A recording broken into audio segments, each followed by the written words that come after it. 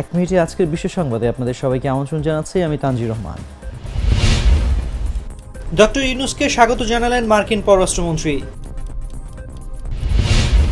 কাদের আসাদুজ্জামানের বিরুদ্ধে নিষেধাজ্ঞার দাবি মার্কিন আইন প্রণেতাদের। বাংলাদেশের সঙ্গে সম্পর্ক আরও উন্নত হবে বললেন মমতা। শেখ হাসিনাকে অবশ্যই বিচারের মুখোমুখি হতে হবে রয়টার্সকে বললেন নাহিদ। গাজা স্কুলে ইসরায়েলি বাহিনীর হামলায় শতাধিক নিহত। সৌদির কাছে অস্ত্র বিক্রির নিষেধাজ্ঞা তুলে নিচ্ছে যুক্তরাষ্ট্র। ব্রাজিলে বিমান বিধ্বংসে ৬২ আরোহী নিহত। ভূমধ্যসাগর থেকে শতাধিক অভিবাসন প্রত্যাশী উদ্ধার।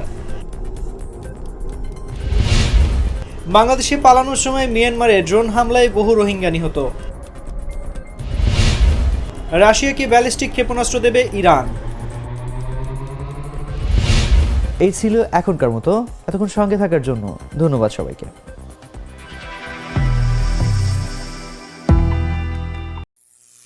করিম চাচা, আপনার প্রিয় মানুষদের কখনো বিপদে ফেলতে চাইবেন না স্যার। তাহলে আমাদের বিপদে রাখা কি ঠিক হচ্ছে?